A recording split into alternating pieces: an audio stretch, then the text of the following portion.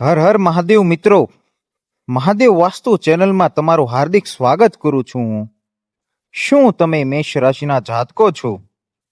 શું તમારા જીવનમાં પણ છેલ્લા કેટલાક સમયથી દુઃખ અને મુશ્કેલીઓના વાદળ છવાયેલા છે?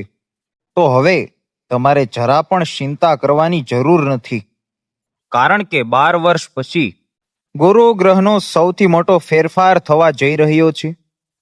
ગુરુ ગ્રહ કર્ક રાશિમાં પ્રવેશ કરી રહ્યો છે અને તેનાથી મેષ રાશિના જીવનમાં હવે બધા જ દુઃખોના વાદળ હંમેશા માટે વિખેરાઈ જવાના છે.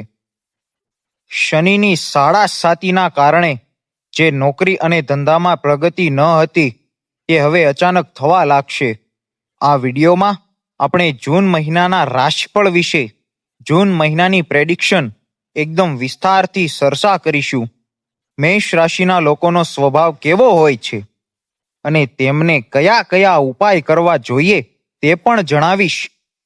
આ વિડીયોની માહિતી એકદમ મૂળ અને સાચી છે. વિડીયોને છેલ્લે સુધી જરૂર જોતા રહેજો, કારણ કે અધૂરું જ્ઞાન હંમેશા નુકસાનકારક હોય છે. અને હા, અત્યારે જ કોમેન્ટમાં હર હર મહાદેવ જરૂર લખી દો, જેનાથી મહાદેવની કૃપા તમારા અને તમારા પરિવાર પર બની રહે. મિત્રો, સૌથી પહેલા આપણે તમારા સ્વાસ્થ્ય એટલે કે હેલ્થ વિશે વાત કરીશું. તમારી સ્ક્રીન પર જે કુંડળી દેખાઈ રહી છે તેને ધ્યાનથી જુઓ. ગ્રહોની સ્થિતિ પ્રમાણે મેષ રાશિના સ્વામી મંગળ છે અને મંગળ ગ્રહ પોતાની રાશિમાં જ બિરાજમાન છે.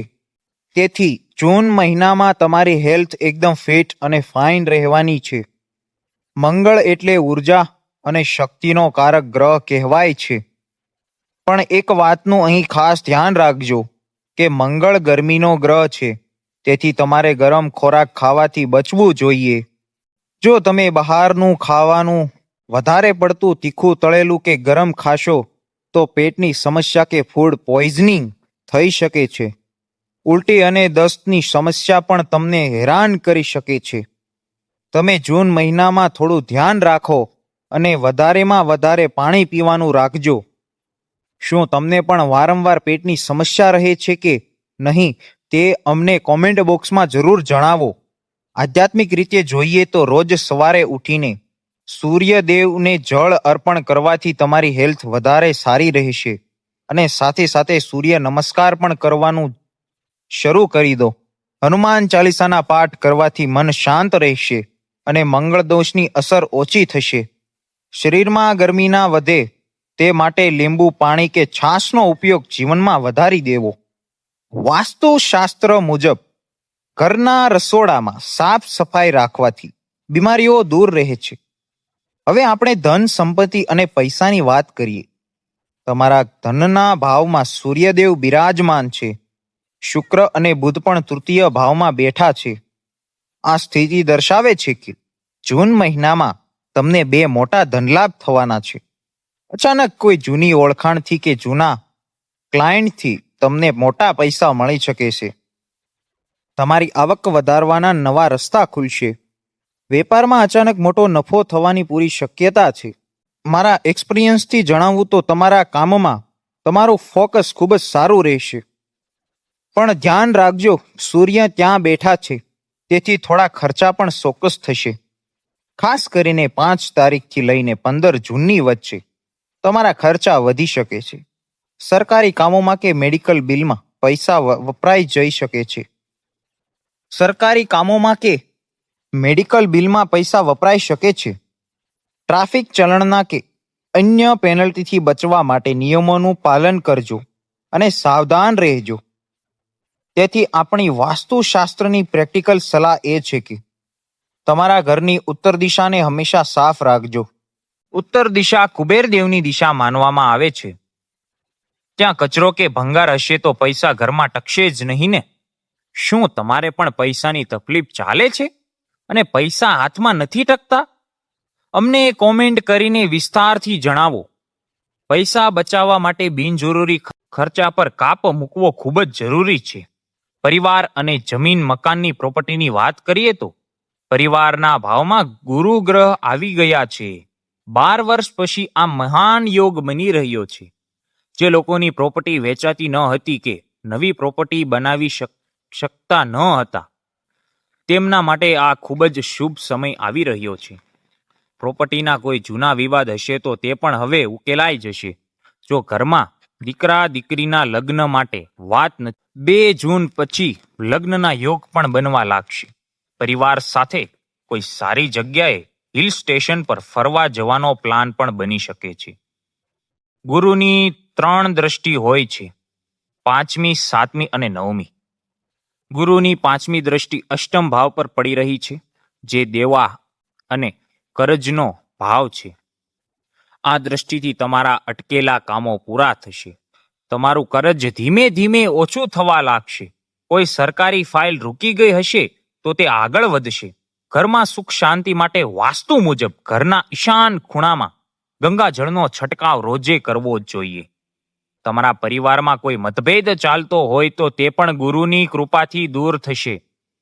શું તમને નવું મકાન કે નવી પ્રોપર્ટી લેવાનું વિચારી રહ્યા છો? તે પણ અમને કોમેન્ટમાં લખીને ચોક્કસ જણાવો. કરિયર અને નોકરીની વાત કરીએ તો ગુરુની 7મી દ્રષ્ટિ તમારા કરિયર ભાવ પર પડી રહી છે. જે લોકો નોકરીમાં પ્રમોશનની રાહ જોઈને બેઠા હતા તેમને 2 જૂન પછી અથવા તો 8 જૂન પછી કોઈ મોટી ખુશખબરી મળવાની છે. ઓફિસમાં તમારું માન સન્માન ખૂબ જ વધશે. તમારા સિનિયર અધિકારી અને સાહેબ તમારા કામની પ્રશંસા અવશ્ય કરશે. તમને કોઈ મોટો નવો પ્રોજેક્ટ મળી શકે છે. તમે નોકરી બદલવાનું વિચારી રહ્યા છો તો બદલીના સારા યોગ પણ બની રહ્યા છે. તમે બીજે ગામ કે શહેર બદલવું પડે તો પણ મોટો લાભ થશે. કારણ કે ગુરુની દ્રષ્ટિ તમારા 12મા ભાવમાં પણ છે, જે સ્થાન પરિવર્તન કરાવે છે. 6 થી 8 મહિનાની અંદર કોઈ મોટો ફેરફાર જોવા મળશે. તમારો અત્યારનો અનુભવ કેવો છે તે કોમેન્ટમાં અમને કહો, જેથી અન્ય લોકોને પણ માર્ગદર્શન મળે. કરિયરમાં પ્રગતિ માટે શિવલિંગ પર રોજે કાળું તલ અને જળ ચડાવવાનું શરૂ કરી દો. મહાદેવની કૃપાથી તમારા બધા જ વિઘ્નો કાયમ માટે દૂર થઈ જશે. વ્યાપાર અને ધંધાની વાત કરીએ તો દર્શક મિત્રો, વેપારી વર્ગ માટે જૂન મહિનો ખૂબ જ શ્રેષ્ઠ રહેવાનો છે. રાહુ લાભ ભાવમાં બેઠો છે, તેથી વેપારમાં અચાનક મોટી પ્રગતિ થઈ શકે. તમે કોઈ નવી ટેકનોલોજી કે નવો સામાન તમારા ધંધામાં લાવવાના છો. જૂનની 5 થી 30 તારીખ સુધી તમારું વેચાણ ખૂબ વધશે. તમે દુકાનદાર છો કે મોટા શોરૂમના માલિક છો, આ મહિનો તમને સારો નફો કરાવવાનો છે. વાસ્તુ અનુસાર ધંધામાં બરકત લાવવા માટે તમારી દુકાન કે ઓફિસની દક્ષિણ પૂર્વ દિશામાં લાલ રંગનો ઉપયોગ વધારે કરો. આ દિશા અગ્નિની છે અને તે મંગળ ગ્રહ સાથે જોડાયેલી પણ છે. જ્યારે આ દિશા બેલેન્સ થશે ત્યારે ગ્રાહકોની ભીડ તમારી દુકાને વધવા લાગશે. જો તમારો કોઈ જૂનો ધંધો બંધ પડ્યો હોય તો તેને ફરી શરૂ કરવાનો આ સૌથી યોગ્યમાં યોગ્ય સમય છે. તમારા ગ્રાહકો સાથે હંમેશા મીઠી વાણીનો પ્રયોગ કરજો, જેથી સંબંધો લાંબા સમય સુધી જળવાઈ રહે. તમારા બાળકો અને સંતાનની વાત કરીએ તો જૂન મહિનામાં સંતાન સાથે થોડી મતભેદ થવાની પૂરી શક્યતા દેખાઈ રહી છે મને. નાના બાળકો હોય કે મોટા બાળકો, તેમનો સ્વભાવ થોડો ચીડચીડો રહી શકે છે. માતા પિતા સાથે કોઈ સામાન્ય વાત પર પણ મોટી બહેસ થઈ શકે છે. બાળકોને પેટની કે ચામડીના ફોલ્લીની તકલીફ થઈ શકે છે, તેથી તેમના સ્વાસ્થ્યનું ધ્યાન રાખવું ખૂબ જ જરૂરી છે. સંતાન સાથે હંમેશા પ્રેમથી વાત કરજો અને તેમના પર ખોટો ગુસ્સો ન કરતા. યુવા પેઢીને સમજવા માટે તમારે પણ થોડું આધુનિક વિચારવું પડશે. તેમના ભવિષ્યને લઈને કોઈ મોટી ચર્ચા ઘરમાં શાંતિથી કરવી જોઈએ. સંતાનના સારા ભવિષ્ય માટે તેમને સવારે વહેલા ઉઠીને સૂર્ય નમસ્કાર કરવાની સારી આદત પડાવો. પ્રેમ સંબંધ અને દાંપત્ય જીવન માટે જૂન મહિનો કેવો રહેશે? જે લોકો પ્રેમમાં છે એટલે કે લવ કપલ છે, તેમના માટે આ મહિનો ખૂબ સારો છે. પાર્ટનર સાથે રિલેશન વધારવા મજબૂત અને મીઠા બનશે. તમે સાથે મળીને કોઈ સારી જગ્યાએ પહાડી વિસ્તારમાં ફરવા જઈ શકો છો. તમારા પાર્ટનરને પણ ધનનો લાભ થતો જોવા મળી રહ્યો છે. પણ જે લોકો પરણિત છે અને પતિ પત્ની છે તેમના માટે બે સારા પરિણામ અને એક ખરાબ પરિણામ મળવાનું છે. ખરાબ પરિણામ એ છે કે તમારા જીવન સાથીને તાવ કે ગળાની તકલીફ અને નબળાઈ આવી શકે છે, તેથી તેમનું સ્વાસ્થ્યનું ધ્યાન રાખજો. પણ સારું પરિણામ એ છે કે તેમને કરિયરમાં મોટો લાભ મળી શકે છે.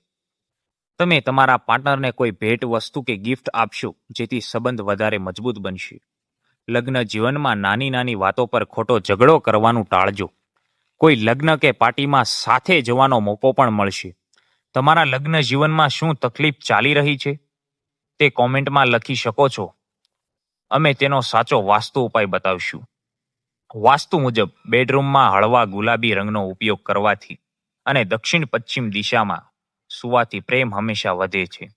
મિત્રો, આ હતી મેષ રાશિના લોકો માટે જૂન મહિનાની એકદમ સાચી અને સંપૂર્ણ માહિતી.